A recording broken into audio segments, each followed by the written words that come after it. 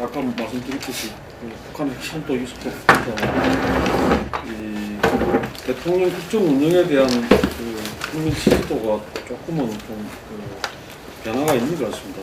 그리고 이 대통령께서 경제법안 처리를 촉구하는 거리 서명 운동에 동참했는데 그 부분에 대해서도 이런저런 얘기가 있습니다. 대통령의 지금 연초에 보인 이런 행보와 그게 또 앞으로 총선에 미칠 영향 이 부분에 대해서 잠깐만 좀 이야기를 하고 넘어갔습니다.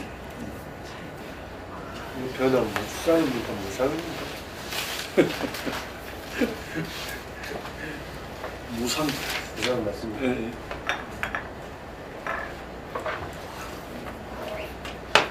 전 발음 우려도 변화 무쌍이라고 했지?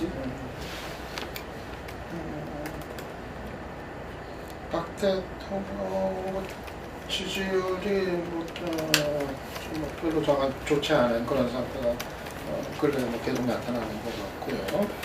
두 가지인 것 같아요. 우리는 하나는 대구 경북도 별로 안 좋은 거는 이제 그 대구에서 이제 그 진박 논쟁을 이제 붙였던 거 이게 대구 지역에서조차도 상당히 좀 거부감을 좀 이제 불러일으키는 것 같고, 그래서 아마 그거는 이제 청와대나 친박 쪽에서 상당히 좀 당혹스러운 총선 관련해서 이제 경선 앞두고 있는 시점에 그런 부분일 것 같고요. 그리고 또 하나는 역시 그 국정운영 방식이 지금의 이제 밀어붙이기식 국정운영 방식이 그래서 여러 가지 돌출적인 모습을 많이 보였던 서명운동, 장외 서명운동을 한다든가 거듭해서 이제 국회를 질타한다든가 이런 게 별로 이렇게 좋은 반응을 얻지 못하고 있다. 그런 얘기가 이제 될 것 같아요. 그런데 이게 대통령 지지율이 저조함에도 불구하고 이게 이제 총선 결과로 바로 이어질 거냐, 그것이 총선 결과에 반영될 건가, 이건 또 이제 전혀 이제 별개의 문제라는 그런 이제 현실이 이제 되겠죠. 아무래도 결국 이제 총선 결과는 이 총선 구도가 이제 어떻게 짜여지고 어떻게 마지막에 이제 진행이 될 건가, 그 인력 다야구도로 그렇게 이제 전국적으로 다 치러질 것인가, 이거에 따라서 결정적으로 좌우가 될 성. 경제가 살아날 걸로 보이지는 않습니다. 다만 경제가 굉장히 어려워지고 위기가 오니까 어떻게 좀 한번 해보자라는 부분인데, 올해 총선하고 내년 대선이 결국은 경제적인 문제에 대한 국민적 정서를 어떻게 누가 어필을 할 수 있냐 하는 부분으로 이번 대선 결과가 좌우될 거라고 보는데요. 여건이 이 문제에 대응하는 방법에서 굉장히 좀 문제가 좀 있다. 여당은 지금까지 총선이나 각종 선거들을 지난번 대선도 그렇고 판판이 이겨오면서 굉장히 안이해진 게 아닌가, 저는 그렇게 보고 있습니다. 실제로 경제 상황이 굉장히 좋지 못한다는 데 대해서는 일부 조사에 92%의 국민들이 다 공감을 하고 장기 침체에 빠졌다. 실제 2.6% 성장, 작년 4분기에는 0.6% 성장, 이런 이야기가 나오고 있고, 한국의 국채가 옛날에 20년 전에 일본의 국채처럼 1%대다.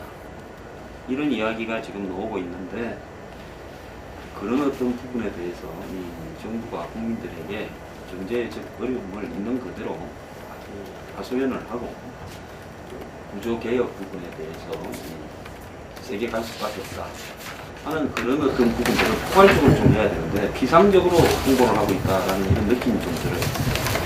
그래서 김종인 씨가 그런 이유들 때문에 더민주당에 영입이 되었고, 아마 김종인 씨는 제가 볼 땐 비례대표를 맡으면서 내년 대선까지 이 경제 문제에 대한 공격에 앞장설 거라고 보이는데, 지금 선임당이 지금 벌어지고 있는 논쟁을 보면 비박, 친박 논쟁인데, 그런 부분 속에서 현재 이 국민들이 새누리당을 어떻게 바라볼 건가, 기본적으로 자신들은 뭘 해도 절반 이상을 얻을 거라는 그런 어떤 안이함에서 판단하는 것.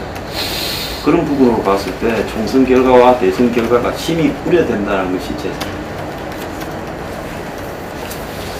아까 총선에 미치는 영향 관련해 변수는 지금 해외 변수하고 국내 변수를 돌려보는데, 아까 4차 공약실험과 예견보 정책, 경제 발전 촉구까지 선언운동을 했었는데, 저는 모두 합했을 때 대통령이 실질적인 국제 운영 효과보다는 본인이 뜻하는 권위를 관철시키는 데 모든 것이 초점이 돼 있다는 겁니다. 그래서 이제 국제적으로는 그런 권위가 일방적으로 통할 리가 없죠.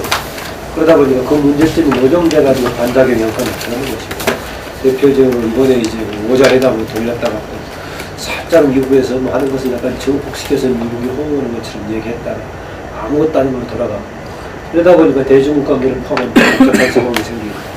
그런데 국내에는 박근혜 대통령이 본인의 권위를 이렇게 제왕적 권위를 관철시키려고 하는 것에 대해서 아무런 이의를 여당에서 제기하잖아요.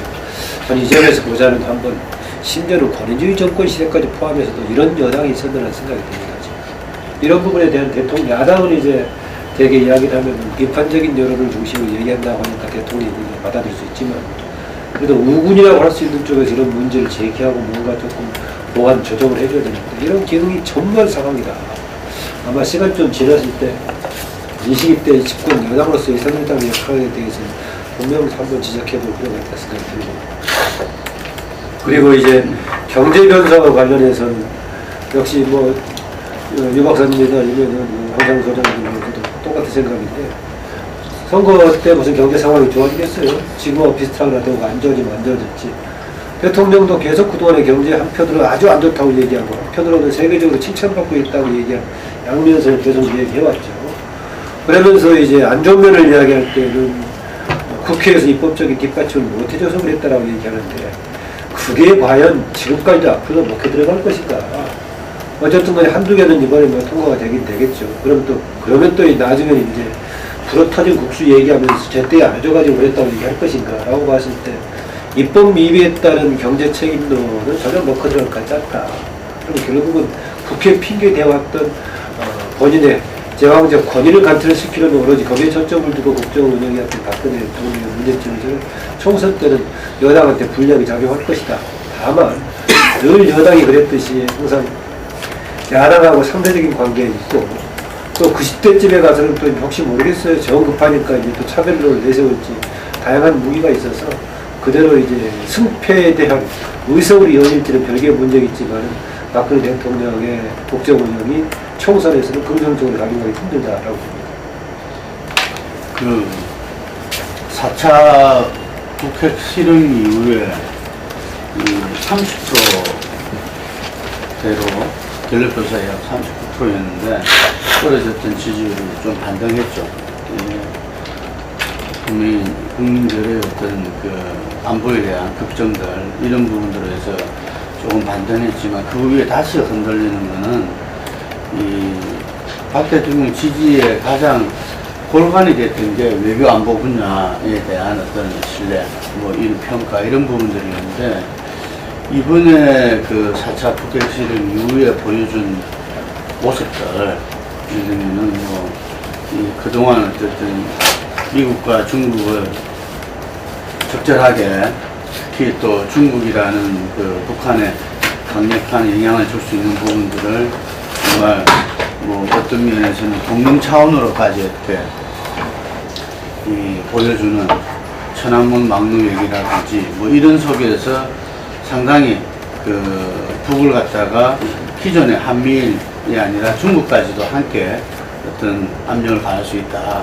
이런 모습을 보이는데, 실제 4차 북핵 실험이 나고 나서는 정상 간의 전화 통화도 안 되는 등, 뭐 오히려 중국에 그냥 매달리는, 중국은 전혀 그런 생각이 아닌데, 이런 모습들이 국민들한테 드러나면서 가장 본인 지지의 골반이 됐던 부분들이 흔들렸다.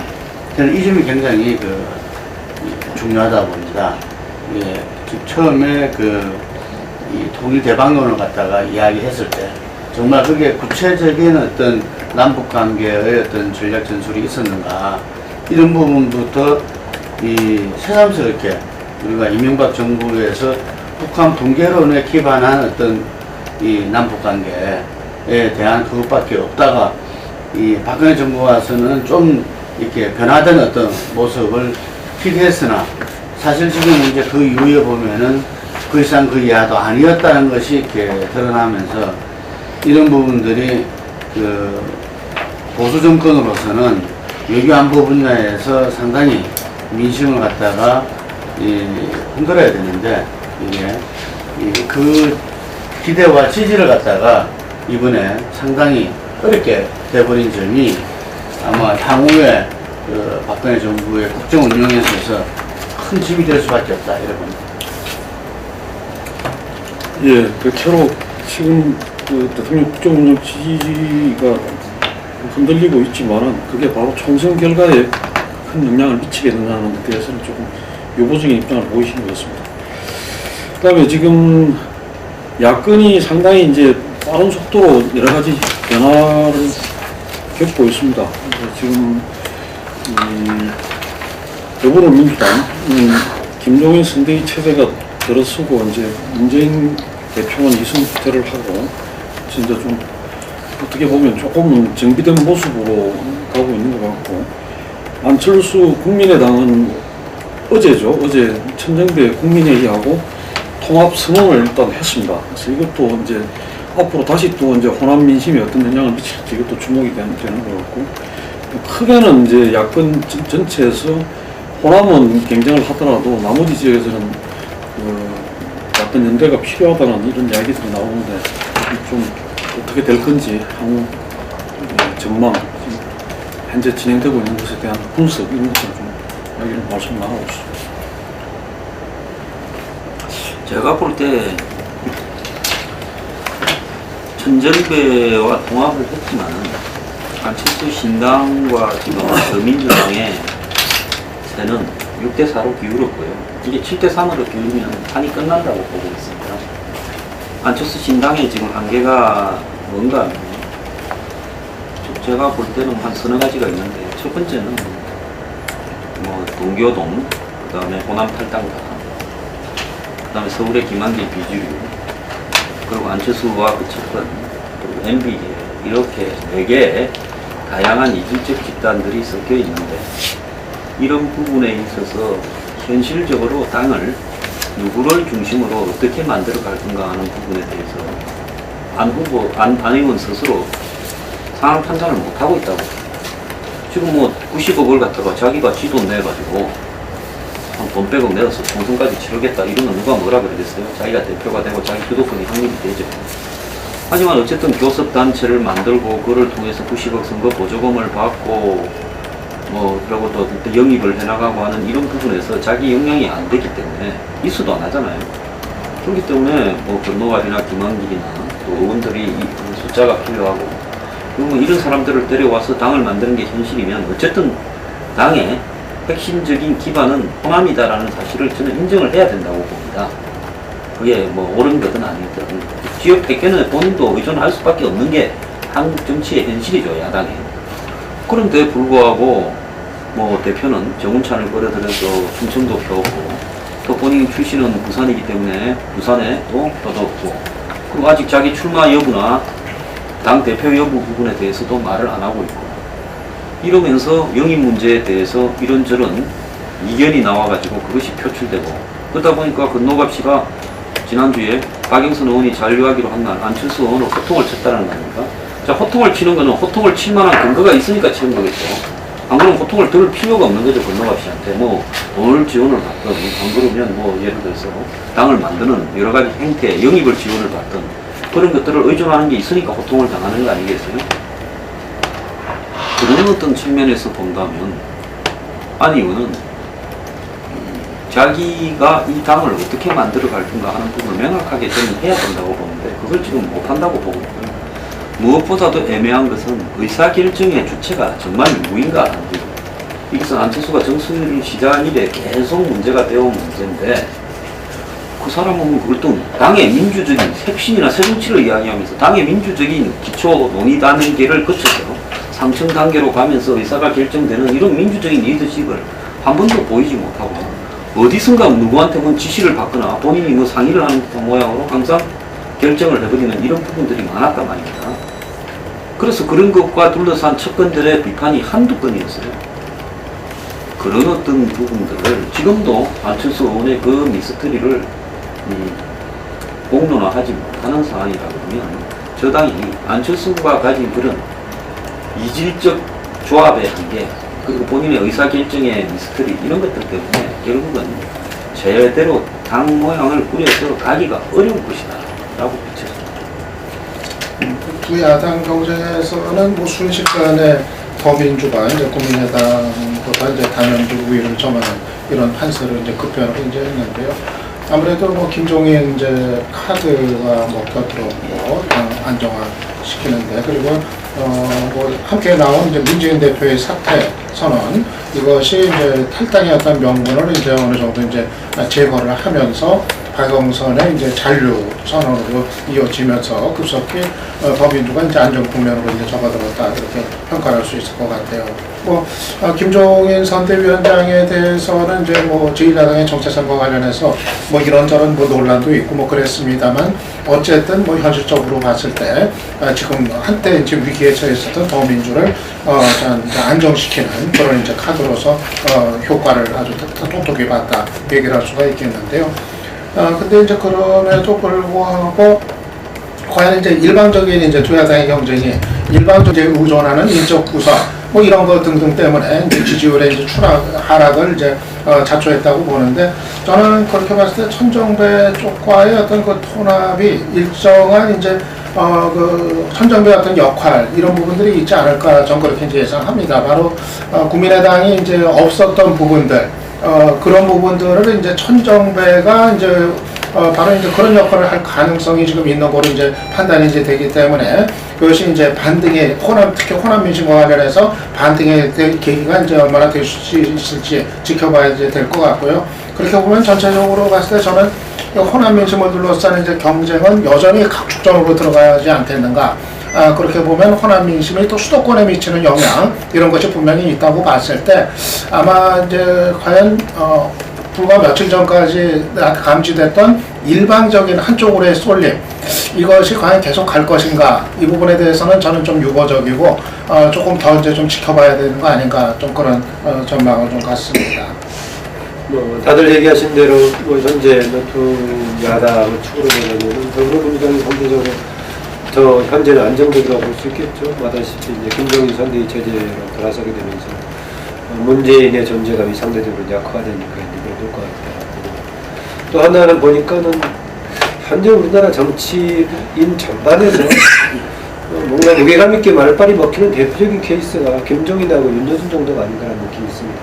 어느 쪽 성향이든 간에 그 사람들의 움직임은 상당히 여러 가지 파장을 낳고 변화를 줄 수 있을 만큼 그런데, 이제 이쪽에서 윤여준 공동 창조위원장 그동안에 명언이 있다고 해가지고 발언할 기회가 없었는데, 태어나고 나와서 짧은 말이라도 한마디 하니까 조금 이렇게 존재감 있게 느끼듯이 김종인, 윤여준 정도가 무게감이 있는데, 그중에 한 사람이 이제 적극적으로 선대위원장 맡아가지고 활동하다 보니까 상대적으로 안정감이 있다는 느낌이 있습니다.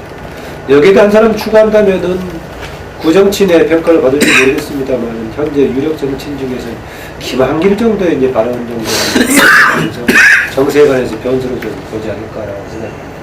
그 점에서 상대적으로 국민의당 쪽은 국민을 향해서 이야기하는 스피커의 유력한 스피커가 없다라고 볼 수 있겠습니다. 앞으로 이것을 어떻게 담보할 것인가. 안철수의 경우에는 개인적인 존재감 어떻게 누가 국민들에게 각인되어 있나 모르겠지만, 어느 자리에 나서가지고 아니면 언론 매체를 통해서 국민들에게 뭔가를 던질 수 있는 그런 위치를 가지고 있지 못하단 말이죠. 저는 굉장히 취약하다고 보고 있는데, 어쨌든 간에 지금 이제 상대적으로 안정은 돼 있다, 더불어민주당이. 그런데 이는 동시에 부정적으로 보자면은 뭔가 새로운 동력을 아직 만들 기회를 갖지 못하고 있다는 거죠. 양양자치든 몇 사람이 이제 괜찮은 인물들을 가지고 있지만 이것이 바람을 일으키기는 부족한 상태로 괜찮은 소재는 있긴 하지만요. 그리고 아까 지적했다시피 이제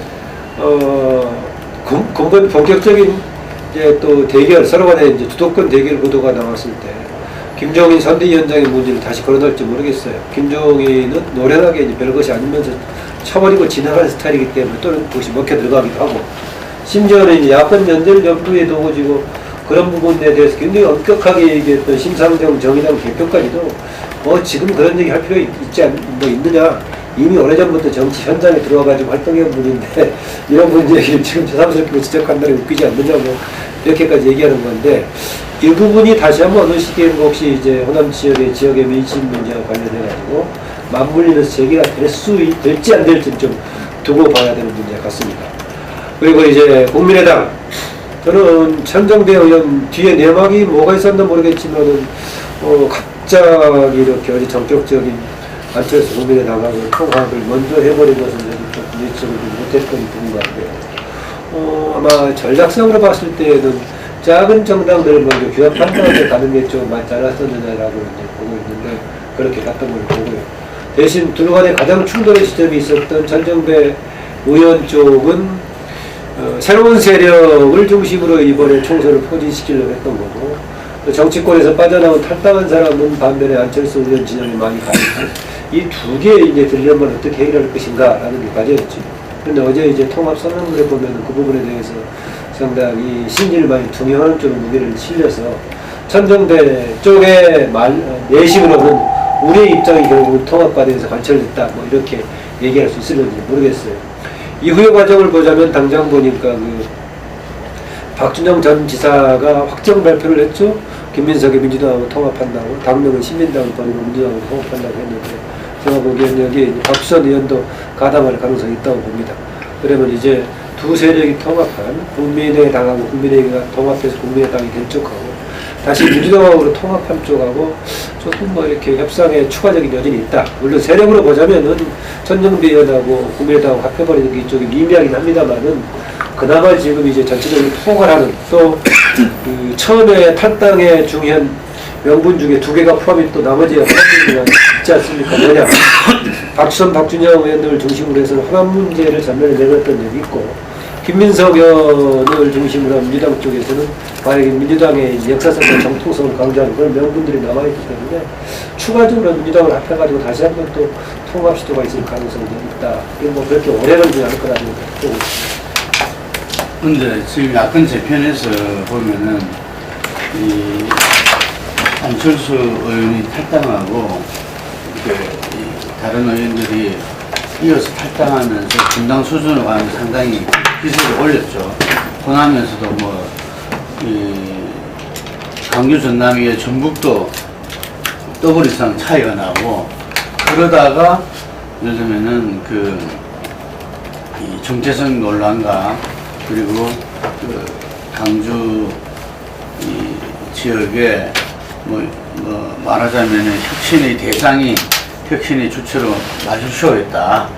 이렇게 천정배 의원이 말했던 대로 어떤 물갈이 대상 의원들이 어떤 주체로 이렇게 되면서 호남 민심이 흔들려 버리기 시작했고, 그 과정에서 제가 볼 때는 국민의당이나 천정배 국민의힘이나 본래 가려고 했던 프로세스를 갖다가 버리고 전격적으로 이 통합을 하게 된 것 같고, 그 과정에 김한길 의원이 아마 큰 역할을 한 것 같습니다. 지금 안철수 국민의당 같은 경우에서는 안철수의 어떤 이 새정치에 대한 그 의지랄까 그런 부분과 이 전에와 달리 대선 때 나왔던 달리 현역 국회의원이 그 전만 하더라도 몇백 분이 계셨으니까 이분들 간에 상당히 서로 간의 어떤 이 차이가 분명히 존재했고, 그런 것들이 어떤 불협화음을 내고, 뭐 그게 여러 가지 이승만 국보론이라든지 그리고 김관영 의원의 그 문자라든지 뭐 이런 식으로 표출되기도 하고 했던 것 같아요. 그런데 아마 그쪽에서 공동으로 느끼는 위기의식은 이대로 가다가는 지금 큰일 나겠다.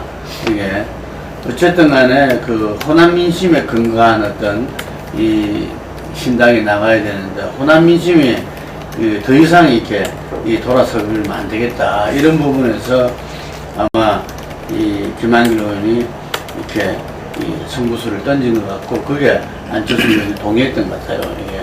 그러면서 천정배 의원 같은 경우는 상당히 더민주에서는 어제 선언하기 전날까지만 해도 자기 당에 온다고 이렇게 다들 생각할 정도로 아주 협상이 이렇게 밀도 있게 아마 진행됐던 것 같은데, 이 선대위 김종인 위원장이 선대위 구성을 하는 걸 보고 역시 지금 이제 그 위원장으로서 이렇게 성장은 바뀌었지만 역시 저거는 친노가 장악하고 있다. 라는 판단을 했다고 합니다. 이게. 그래서 다시 국민의당으로 이렇게 통합으로 턴했다 그러는데, 하여간에 좀 긍정적으로 바라보자면은 상당히 천정배 의원이 이 합참에 따라서 뭐 정체성 문제라든지 이런 부분에서 상당히 이 효과를 볼 수 있다, 호남에서.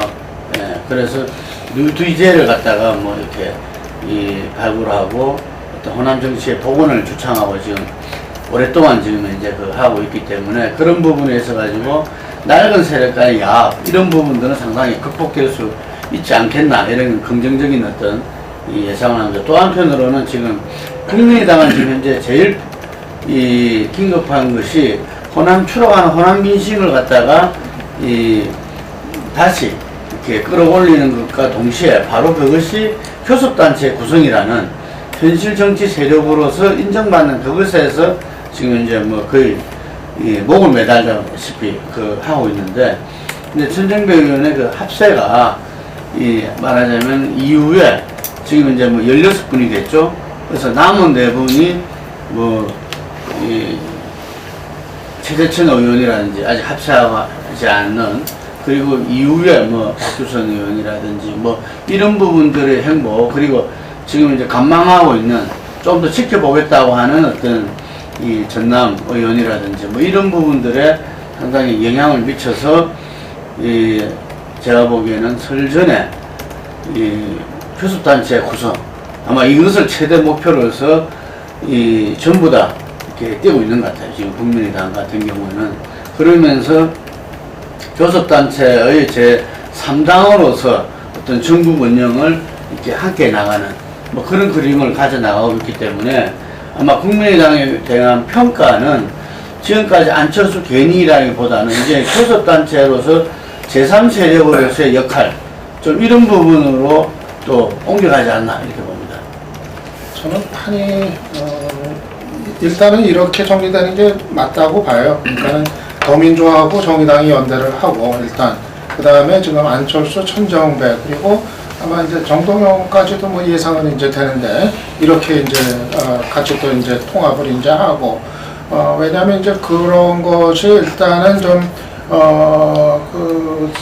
유권자들의 어떤 선택의 치를 선택의 어떤 기준을 좀 명확히 좀 하는 뭐 이런 거가 아니겠는가 이제 생각이 듭니다. 나중에 이제 뭐 최종적인 야권 연대 문제는 이제 별개의 이제 논의 대상이라고 이제 치더라도요.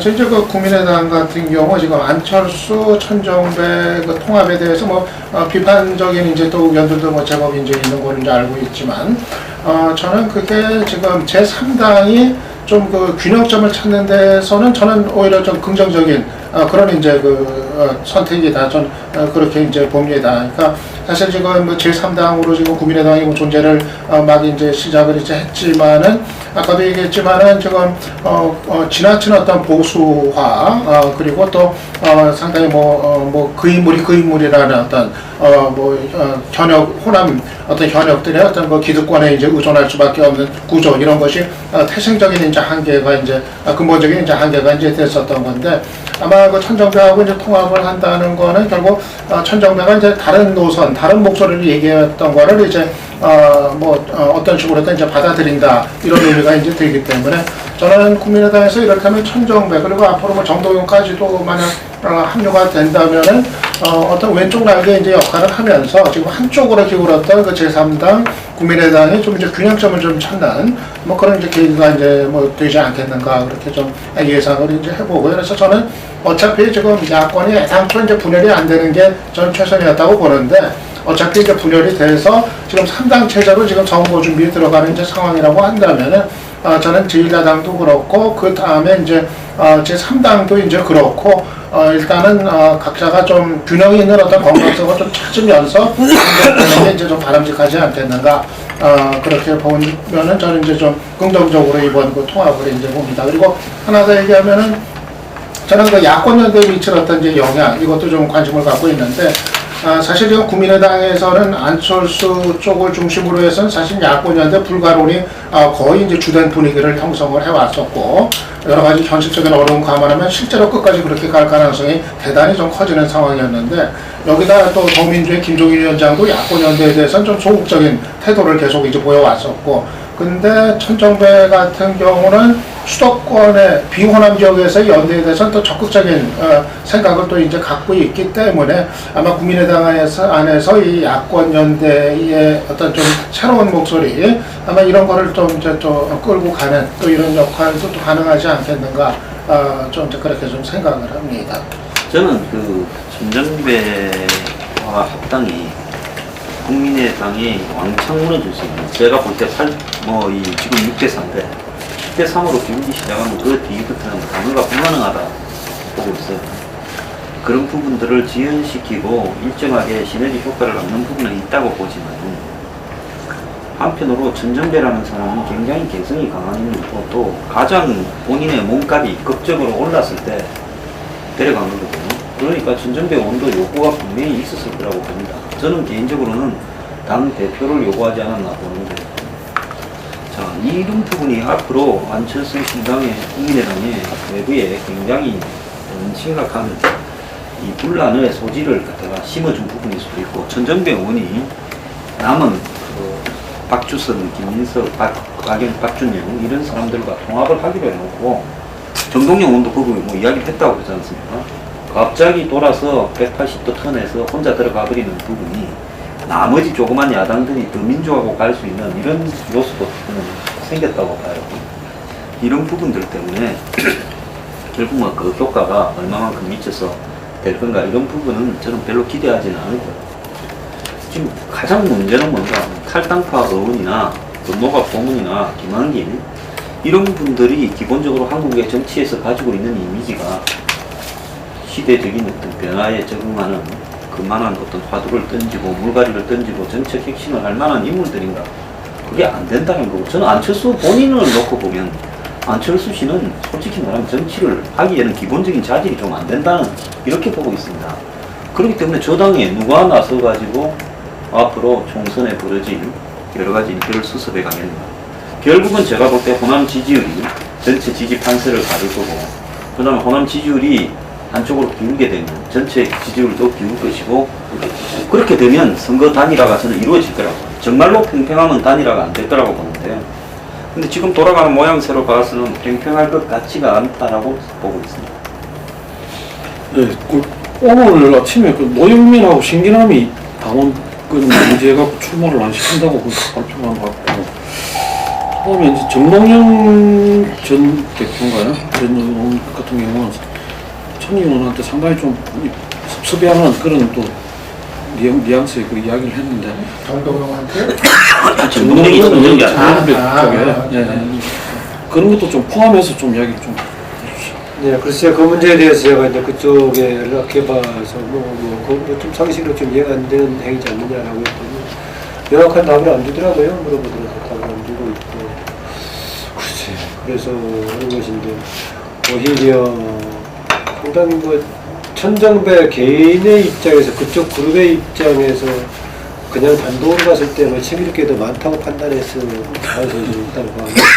왜냐면은 여기 공통으로 갔을 경우에는 세 그룹이 갔을 경우에는 본인은 3분의 1밖에 안 될 수 있지만, 여기는 거의 50대 50도 갈 가능성이 있어서, 근데 그게 도움이 될 것인가라는 것이 있고, 그 다음에 저는 별거 아닌 것 같지만 당명 관련해가지고 그동안에 뭘로 갈 것인가 굉장히 논의가 있었지 않습니까?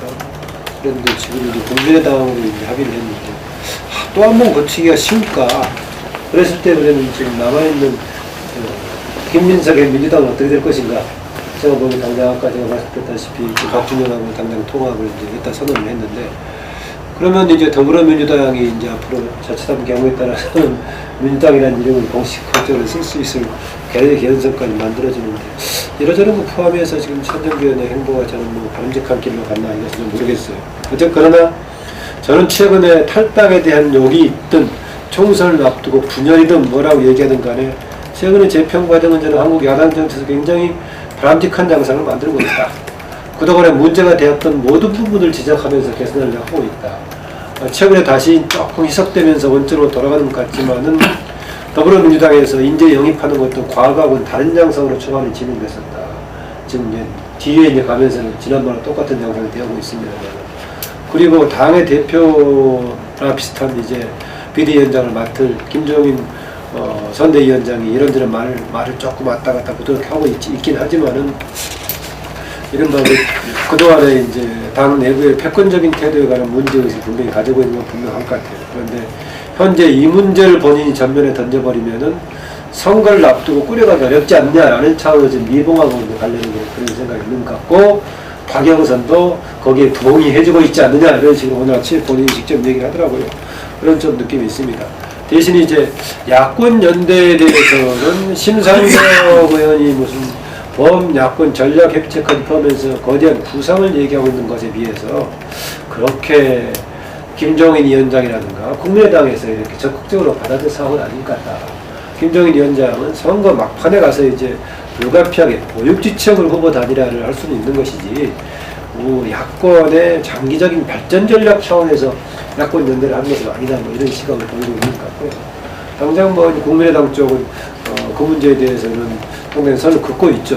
물론 천정배 의원은 그동안에 계속 이제 수도권에서의 후보 단일화 가능성을 계속 두고 있었지만, 그러다 보니까 천정배는 오히려 그동안에 본인의 주장이 좀 애매하긴 애매했어요. 제3당론을 주장하면서 수도권의 연대를 주장하면 정당 득표까지 포함된 이런 여러 가지가 있는데 지적을 받을 겁니다. 아까 황 소장 지적했다시피 오히려 한쪽 여론적으로 얘기하는 연대론이라든가 정의당 쪽에서 얘기하는 더 광범한 전략 차원에서 연대 같은 것은 당장 저는 추진되기 어려워 보인다.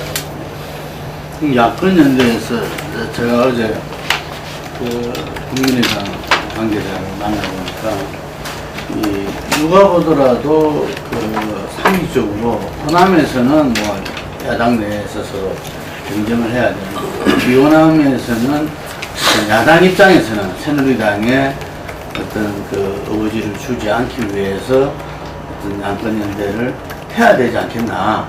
그는 당의 문제 아니냐. 어떤 시점에서 이루어질지는 모르겠지만 뭐 이렇게 생각할 수가 있는데, 이 국민의당 사람들은 좀 다르더라고요.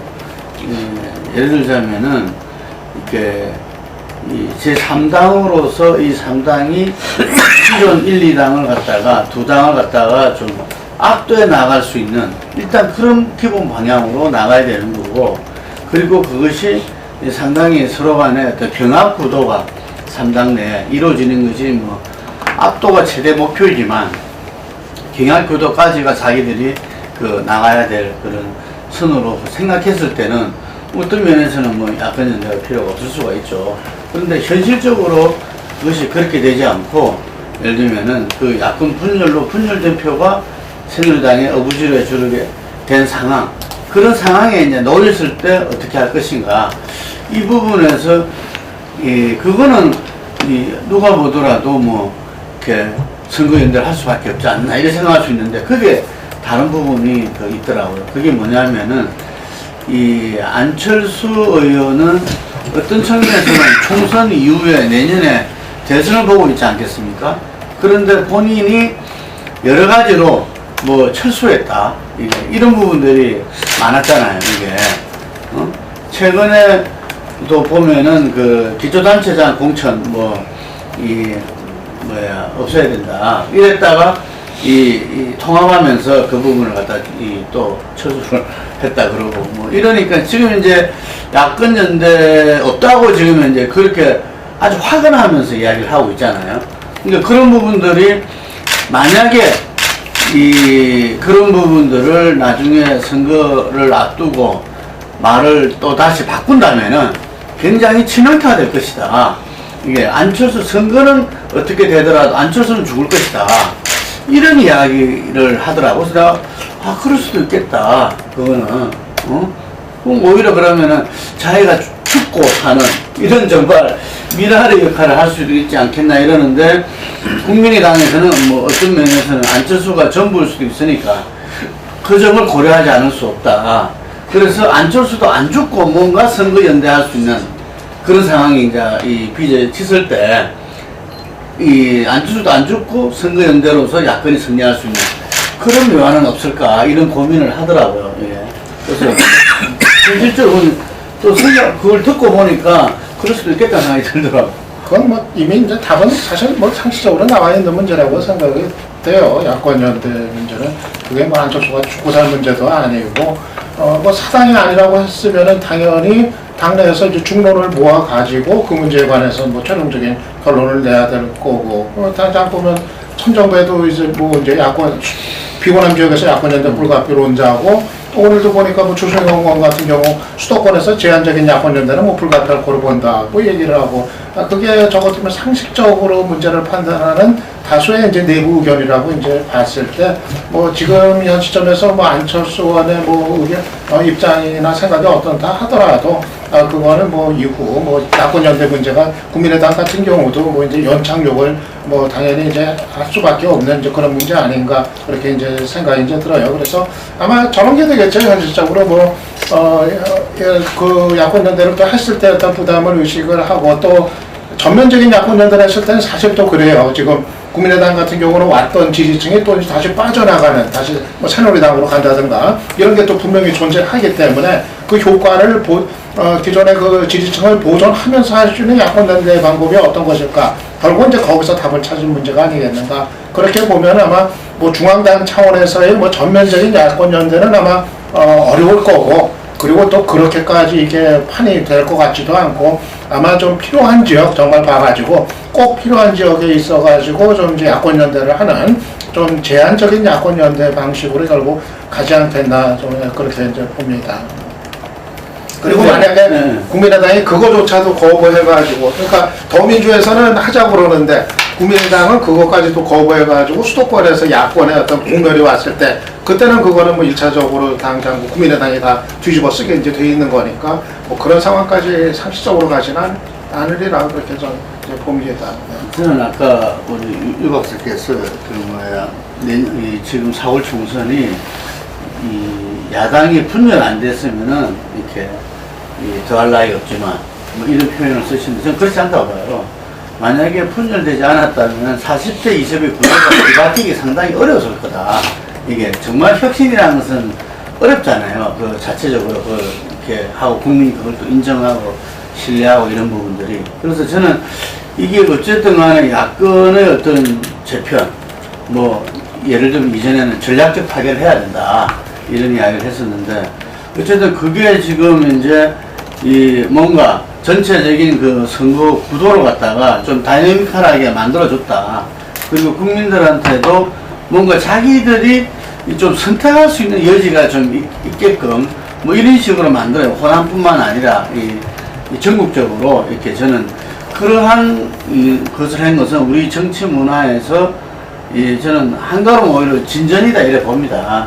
이것이 정말 소선거주에서 그 다당제가 정말 구축이 될지 또 이러한 그 다당제가 정말 그 진일보하는 우리 새로운 어떤 정치 제도나 이런 만드는데 기여할지는 더 지켜봐야 되겠지만 어쨌든 그런 측면에서 이번 총선이 하나만한 선거는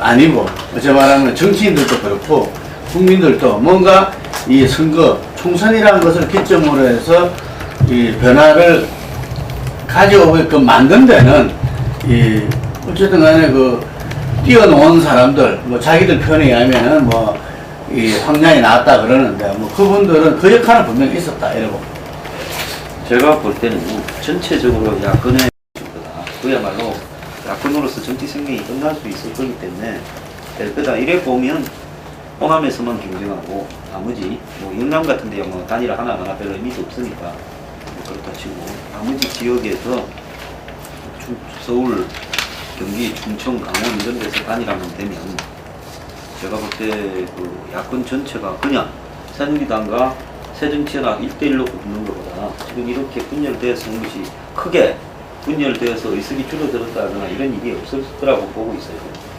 근데 지금 이런 부분이 새누리당은 나중에 새누리당 이야기할 때 자세히 이야기하지만 굉장히 마이너스적으로 작용하겠다. 결국 야권이 분열되니까 새누리당이 인적 쇄신이나 물갈이도 안 하고 정책 개혁도 안 하고 있다. 이런 양상으로 지금 가버리고 있단 말이에요. 그래서 결국은 전체적으로 봤을 때 현재 나타나고 있는 이런 모습들은 야권을 위해서는 바람직한 모습이다. 또 그것이 대권에는 야권에 훨씬 더 약이 될 거다 이렇게 보고 있습니다.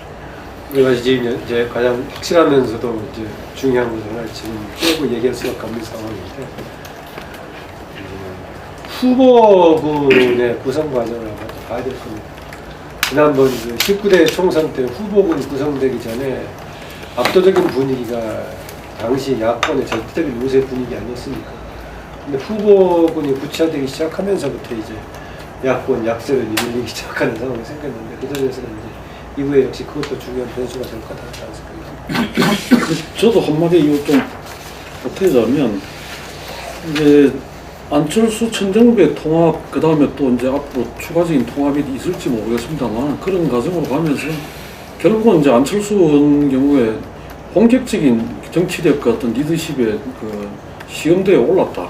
다시 말해서 교섭단체를 만드는데 성공할지 모르겠습니다만 교섭단체가 만들어진다는 건 그만큼 의원 20명의 N분의 1의 역할이라는 것이 전제되어 있는 그런 거기 때문에 그 속에서 실제로 이제 리더로서 또 지도력을 발휘해가지고 통합해내고 그런 과정 속에서 또 더불어민주당과 경쟁해서 우위를 점하고 이렇게 해가는 것이 쉬운 일이 아닐 텐데 얼마나 그걸 해낼 수 있는가 이런 게 시험대에 올라오고 만약 여기서 제대로 역량을 발휘하지 못해가지고 다시 이제 내분이 생기고 내용을 겪게 되고 하게 되면 굉장히 어려워지는 거 아니나 그런 측면에서는 점점 더 이제 어떻게 보면 불가피하게 그 이질적인 요소들을 많이 이제 끌어안고 갈 수밖에 없지만은 그만큼이나 더 어려운 길로 접어든다 이렇게 봐지는 것 같습니다. 그 야권은 이 정도 하고 그 넘어갈까요? 아니면 좀 보태실 말씀이 있으면 좀 저거 하나만 국민의당 같은 경우는 이제 나머지 또 호남 신당에 갈래하고 이제 어떻게 할 건가 저 문제 이제 또 부딪히는데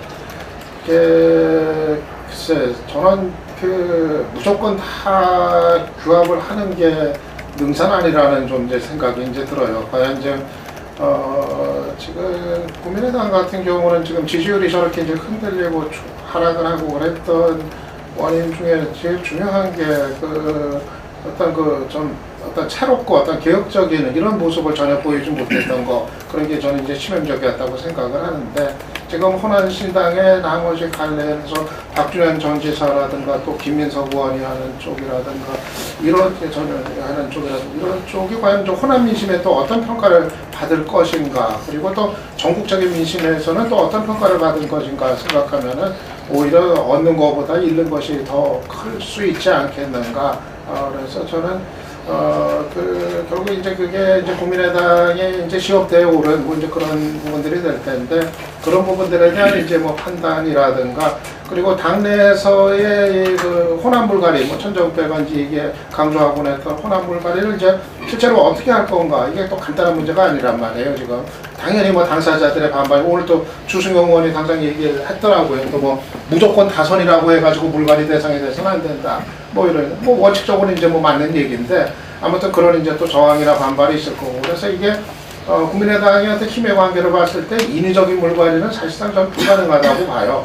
그만한 그 힘을 가진 사람이 뭐 없지 않나 이렇게 보고 결국은 이제 제도를 통해서 이 공천 룰을 통해 가지고 정말 걸를 사람을 걸르면서 현역 의원들의 기득권을 일정하게는 좀 내려놓게 하면서 걸를 사람 걸으면서 그러면서도 당사자들이 승복을 할 수 있는 그러한 어떤 정말 묘안을 어떤 마련해야 하고 제도를 가지고 접근할 수밖에 없는 문제 아닌가. 그래서 사실은 결국 공천을 통해서 특히 그 호남에서 걸을 사람을 거르고 옥석을 구분해내는 공천의 모습을 보이는 거 그게 이제 넘어야 될 이제 고비가 아닌가 이렇게 봅니다.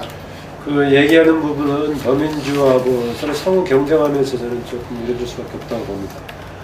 그동안에 이제 그 20% 컷오프 얘기를 하면은 상당수의 더민주 소속된 의원들이 이미 처음에 조사했을 때 그러니까 탈당하기 이전을 기준으로 해가지고 20% 했던 것이기 때문에 상당수 탈당하는 사람들에 적용돼 버리는 경우에 따라서 남아있는 사람은 전혀 해당되지 않을 수 있다라는 주장을 대부분이 했어요.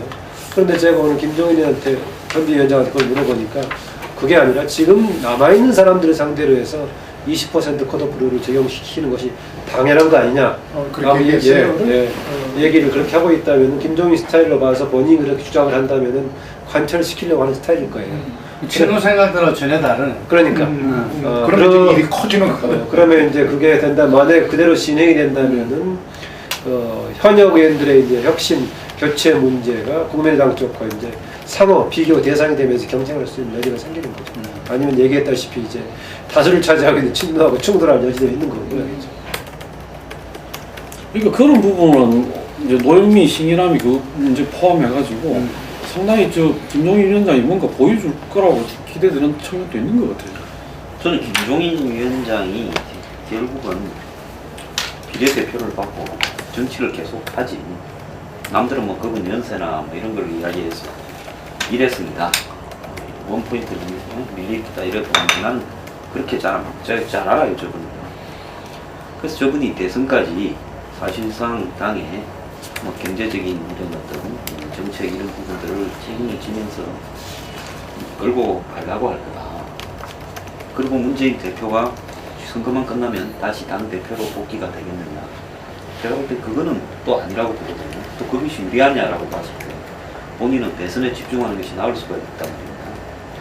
그러면 지금까지 이 김종인, 문재인이 두 사람이 진노 패권 청산이라는 문제에 대해서 하는 이야기를 보면 나는 둘이가 좀 짜고 친다고 보고 끝으로 진노 패권을 청산하겠다 이래 이야기를 하고 그러면서 막상 문재인 대표가 물러나기 전에 당의 인재영입위원장을 김상곤이로 시키고 그 다음에 선대위에 뭐 손의원입니까? 그리고 뭐 전태재선 이런 진선미 이런 사람은 친노계를 넣고 하는 부분도 합의가 되었으니까 원만하게 넘어가는 부분인 것 같아요.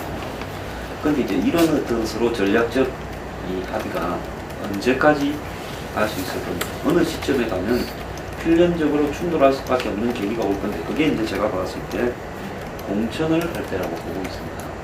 아주 제한된 소수의 문제가 두드러진 지탄받는 친노 일부를 드러내는 부분에서는 서로가 이야기가 되겠지만 김종인 위원장은 본인이 비례대표나 또 더 나아가서 공천에 있어서 일정한 영향력을 행사하려고 할 거라고 봅니다. 그 부분이 친노 문재인이나 이 친노 핵심하고는 안 맞을 거예요. 이제 그런 단계부터 서로가 어떻게 정리되어 가야 하는 문제인데 갔다 가다가는 이 부분이 과거에 박근혜 대통령과 김종인 비대위원 간의 충돌 이상으로 벌어질 수도 있다. 그런 부분이 앞으로 굉장히 위험 요인이다라고 봅니다. 예, 야권은 뭐 이 상당히 이제 지금 본격적인 경쟁 또 그다음에 이제 지금 뭐 여러 가지 이제 인물 영입 뭐 등등이 진행이 되면서 조금 더 이제 지켜봐야 될 그러면서 아마 2월달 넘어가면 뭔가 좀 이게 기우는지 아니면 더 팽팽하게 가는지 이런 것들이 좀 드러나지 않겠냐. 그 다음에 또 교섭단체 구성은 어떻게 되느냐 여기까지 주목을 해야 될 것 같습니다. 제가 짧게 네. 삽입을 시키자면 하여간에 좀 국민들이 정치를 바라보는 어떤 좀 예를 들면 즐거움을 좀 받게 되지 않을까 이렇게 생각을 합니다. 예를 들면은 정책이면 정책 그리고 공천이면 공천 이런 부분에서 정말 그 모든 것을 내놓은 경쟁을 하지 않을 수 없거든요. 그리고 그것의 기준은 국민의 눈높이에 가지 않을 수 없기 때문에 아마 우리 국민이 어느 때 선거보다도 그리고 거기에서는 또 야당 간의 경쟁도 있겠지만 여야 간의 또 경쟁도 하지 않을 수 없는 거거든요. 그래서 여야 각 정치 세력이 국민의 눈높이에서 치열한 경쟁을 할 거기 때문에 아마 국민들 입장에서는 이번 총선이 상당히 좀 한편으로는 즐겁게 좀 바라볼 수 있는 계기가 되지 않을까요? 예.